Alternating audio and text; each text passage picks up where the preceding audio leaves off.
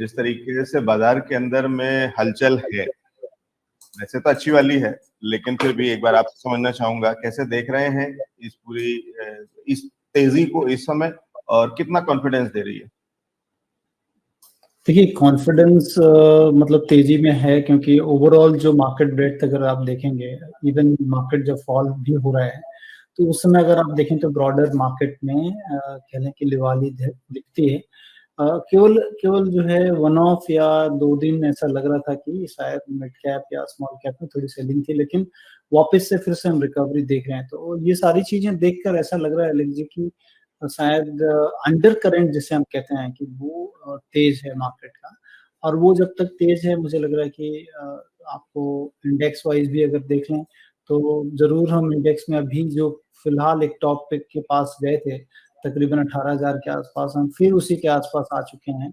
और एक double top formation जैसा अगर आप देखें चार्ट पे, डेली चार्ट पे, तो आपको वहां पर हम पहुंच रहे हैं। तो कभी भी जब हम प्रीवियस टॉप के पास पहुंचते हैं तो इंडेक्स पे थोड़ा सा सावधानी जरूर आपको रखना चाहिए। लेकिन अगर आप पूरे ओवरऑल, जैसा मैं बता रहा था कि ओवरऑल मार्केट को देख लें तो जो ट्रेंडिंग स्टॉक्स हैं, जो चीजें ट्रेंडिंग हैं, वो प्रीवियस टॉप के बाद भी अभी आपको हाई दिखेंगी।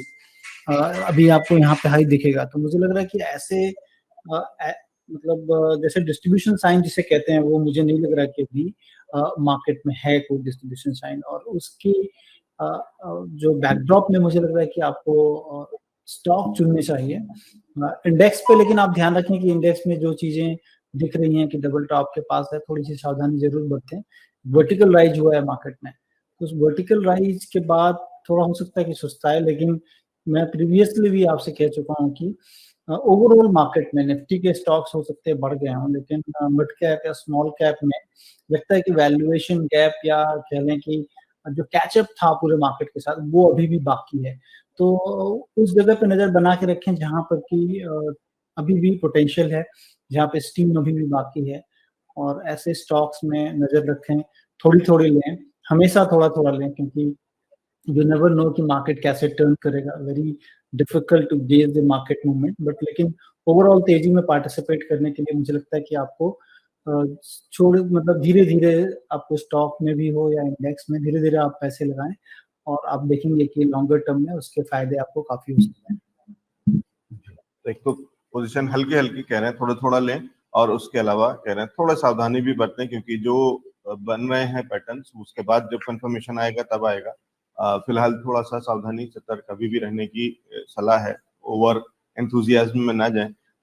संतोष सर, इससे पहले कि हम आगे बढ़े स्टॉक स्पेसिफिक डिस्कशन में, एक चीज और समझना चाह रहा था कि क्या ये लीडरशिप जो बैंक निफ्टी से आ रही है ये अच्छी है, और क्या ये इस पे हम भरोसा कर सकते हैं कि इसी लीडरशिप के सहारे हम वापस से नए रिकॉर्ड बनाने की तरफ चल सकते हैं जल्दी? देखिए, लीडरशिप पोजीशन अलग जी, आपको ध्यान हो तो हम बहुत दिनों से हम लोग डिस्कस कर रहे हैं कि जो राइजिंग इंटरेस्ट रेट सिनेरियो है, दो चीज कॉन्फ्लुएंस है अगर आप देखें फंडामेंटली। एक तो राइजिंग इंटरेस्ट रेट सिनेरियो, दूसरा है कि हमारे यहाँ क्रेडिट ऑफटेक काफी अच्छी हुई है इन दिनों, और एक तीसरा और भी कह लें कि सरकार की नीतियों के कारण बैंक के एनपीएज में काफी हमने सुधार देखा है। क्योंकि ऐसे ऐसे नियम ला चुके हैं कि इवन डायरेक्टर तक के जो है एमडी एंड डायरेक्टर्स तक की एसेट्स को आप जो है कोलेट कर सकते हैं एनपीए अगर होता है तो।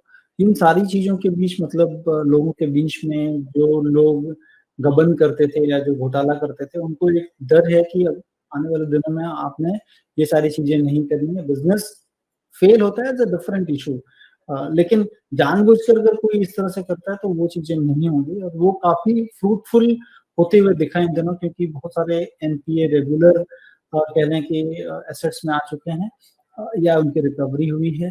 तो ये सारी चीजों के मद्देनजर बैंकिंग काफी अच्छा कर रहा है। यहाँ पर जो पीएलआई स्कीम्स हैं उसमें बहुत सारी इन्वेस्टमेंट्स आ रही हैं पीएलआई के मद्देनजर, और मेक इन इंडिया का जो एंडेवर है उस सारी चीजों में बहुत सारे इन्वेस्टमेंट हो रहे हैं, एसेट्स में हो रहे हैं। और एसेट्स के लिए तो बैंक ही है जहां से कि लोन आपको लेना पड़ेगा, आपको बड़े केपेक्स करेंगे, इसीलिए बैंक काफी बेनिफिशियर है। और जो राइजिंग इंटरेस्ट में एक चीज होती है कि ये लोग धीरे धीरे कहते हैं कि जो उनके डिपॉजिट्स हैं उसका रेट धीरे धीरे बढ़ाते हैं, और जो लेंडिंग रेट है उसको पहले चेंज कर देते हैं। और उनका जो काशा है जिसके कारण कि बैंक को काफ़ी बेनिफिट होता है, लो कॉस्ट डिपॉज़िट्स है, बैंक में 40 से 50% काशा रहता है, करंट अकाउंट, सेविंग अकाउंट्स में पैसे पड़े रहते हैं लोगों के, तो वो मतलब ओवरऑल अर्निंग में फ़िलिप देता है। तो बहुत सारे कॉन्फ्लुएंसेस एक साथ दिख रहे हैं, जिसके कारण कि बैंक में लग रहा है कि ठीक चीज़ें रहेंगी और इकोनॉमी अगर चलेगी तो उसका आईना आप बैंक को ही देखने की, अगर इकोनॉमी अच्छी करती है लॉन्गर टर्म में, तो बैंक ही उसको सपोर्ट करेंगे। अगर एक जीडीपी बढ़ती है, आपके यहाँ मैन्युफैक्चरिंग चीज़ें बढ़ती हैं, तो कौन सपोर्ट करेगा? तो बैंक करेगी। तो वो सारी चीज़ों के मद्देनज़र लग रहा है कि बैंक ठीक करना चाहिए। हेंसफोर्थ भी थोड़ा लग रहा है कि यहाँ से भी चुनिंदा बैंकों में आपको रहना चाहिए। जी, ठीक है। तो अगर इकोनॉमी अच्छा करती है तो बैंक अच्छा करते हैं और बैंक अच्छा करते हैं तो इकोनॉमी भी अच्छा करती है। दोनों ही चीज़ें हैं कि अगर वो पैसा लिक्विडिटी बनी रहेगी और नए ऋण मिलते रहेंगे या पुरानी कंपनीज़ को भी बढ़िया ऋण मिलते रहेंगे समय से और अच्छी क्वालिटी रे लोन, तो वो कंपनीज़ भी ग्रो कर पाएँगी और इस तरीके से इकोनॉमी दोनों चीज़ें हैंड इन हैंड चलती हैं। और जिस पीएलआई स्कीम की अभी बात कर रहे थे संतोष सर, थोड़ा देर से ही सही, अनाउंसमेंट 2020 में हुआ था 1 अगस्त को और आज करीब 2 साल लग गए, लेकिन पहला डिसबर्समेंट अनाउंस हो गया है संतोष सर। डिक्सन टेक्नोलॉजीज को 53 करोड़ रुपए की पहली किस्त डिसबर्स हो रही है उस पीएलआई स्कीम के तहत, तो उसका भी कहीं ना कहीं शायद एक सेंटिमेंटल असर ओवरऑल मार्केट में भी कह सकते हैं और डिक्सन टेक्नोलॉजीज पे जिस तरीके से होना चाहिए वो अलग चीजें है। उस पर एक हमने वीडियो भी बनाया है स्पेशल सर और उस पर भी हमने वीकेंड में एक काम किया है, तो वो भी एक चीज है, लेकिन नजर रखते हैं और इससे चीजें कई सिग्नल्स अच्छे हैं, ग्रीन शूट्स अच्छे हैं, ठीक कह रहा हूँ सर? जी हाँ, बिल्कुल। देखिए मतलब जब कभी भी मैन्युफैक्चरिंग, चूँकि मैं खुद एक मैन्युफैक्चरिंग इंडस्ट्री में हूँ अभी, तो कोई भी प्लांट जिसे लगता है तो उसमें अलग जी बहुत, जैसे आपने बोला कि 2020 में इसका अनाउंसमेंट हुआ और अभी पहली किस्त जा रही है। तो 2020 से अभी तक हमको लैंड एक्विजिशंस करना, अ, उसमें प्लांट बनाना, ग्रीन क्या नाम है, ट्रिब्यूनल से सारी चीज़ें को पास कराना, तो ये एक लंबा प्रोसेस है और उस लंबी प्रोसेस में गवर्नमेंट कई बार है कि स्कीम्स का उन्होंने डेट रहता है, उस डेट के अंदर आपको अनाउंसमेंट करना है, पैसे लगाने हैं, तो सारी चीज़ें करने में थोड़ा टाइम ज़रूर लगता है। चूँकि मैन्युफैक्चरिंग है, सर्विस इंडस्ट्री होती तो तुरंत हो जाता है सारी चीज़ें, बट मैन्युफैक्चरिंग एक प्रोसेस है जिसमें कि टाइम टेकिंग प्रोसेस होता है।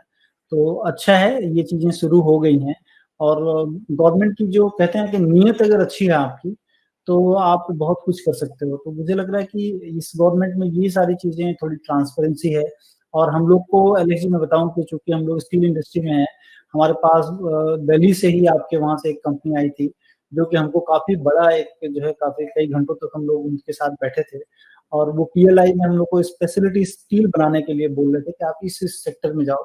हम लोग एक कमोडिटाइज़्ड स्टील बनाते हैं। मैं भी शामिल था उसमें और उन्होंने जो 2-3 चीज़ें बताई कि बोले कि हम लोग तो बहुत दिनों से काम कर रहे हैं इस इंडस्ट्री में और सारी इंडस्ट्री को वो करते हैं। बताया कि ये जो गवर्नमेंट है इतनी ट्रांसपेरेंसी से काम कर रही है कि पीएलआई स्कीम में जितने भी आवेदन आए हैं, सारे लोगों को बैठाती है गवर्नमेंट, बोलती है देखिए आपका ये आवेदन रिजेक्ट कर दिया गया और इन कंपनियों का आवेदन लिया गया और क्यों रिजेक्ट किया गया उसके रीज़न्स उनको बता दिया गया। आपका ये रीज़न थे, आपका आवेदन कम हुआ या आपको कम पैसे दिए जाएँगे ये रीज़न के कारण। और इन कंपनियों को ये दिया जा रहा है और ये रीज़न्स हैं। तो और उसमें पैकेजिंग इंडस्ट्री कह लें, आपके ये डिक्सन टेक्नोलॉजी वाली जितनी भी इंडस्ट्रीज़ हैं, ये सारी चीज़ों को और हम लोगों को भी चूँकि की, लेकिन हम लोग का चूँकि नो हाउ उतना स्पेशलाइज़्ड स्टील में नहीं था, तो हम लोग नहीं गए उसमें। उसमें इन्वेस्टमेंट भी बड़ा था और हम लोग को अमाउंट भी कम मिल रहा था काफ़ी।